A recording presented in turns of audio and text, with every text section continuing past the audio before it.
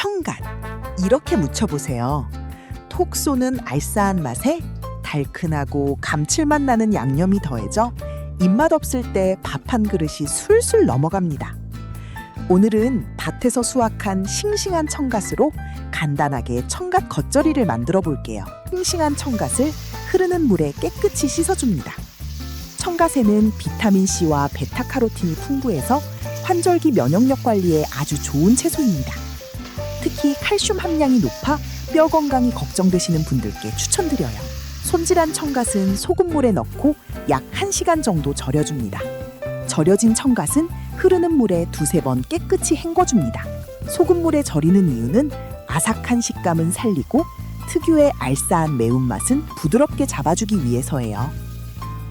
그 다음 체에 받쳐 물기를 충분히 빼줍니다. 물기를 제대로 빼지 않으면 양념이 겉돌고 겉절이가 금방 물러지니 이 과정에서 물기를 잘 빼주세요. 청갓의 물기가 빠지는 동안 양념장을 준비합니다. 믹서기에 양파 반 개를 깍둑썰기해서 넣어주세요.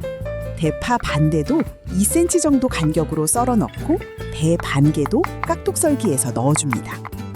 여기에 건고추 7개는 가위로 잘라 넣어주세요. 그리고 멸치 액젓 50g, 매실청 50g을 넣고 곱게 갈아주세요. 양파와 배를 함께 갈아주면 인공조미료 없이도 자연스러운 단맛이 우러나와서 자극적이지 않고 순한 양념장이 완성돼요. 이제 양념장이 완성됐습니다. 이제 물기를 충분히 뺀 청갓에 갈아놓은 양념장과 준비된 홍고추 간 것 1컵도 넣고 살살 버무려줍니다. 홍고추가 들어가면 색깔도 훨씬 먹음직스럽고 고추의 풍미도 더해지고 홍고추의 캡사이신 성분은 신진대사를 촉진시켜서 몸을 따뜻하게 해주는 효과가 있어요. 이때 중요한 조리 팁 하나. 갓을 너무 세게 치대듯 무치면 잎이 쉽게 상하고 풋내가 날 수 있어요. 양념이 골고루 묻도록 아래에서 위로 가볍게 뒤집어가며 살살 버무려주는 것이 좋습니다.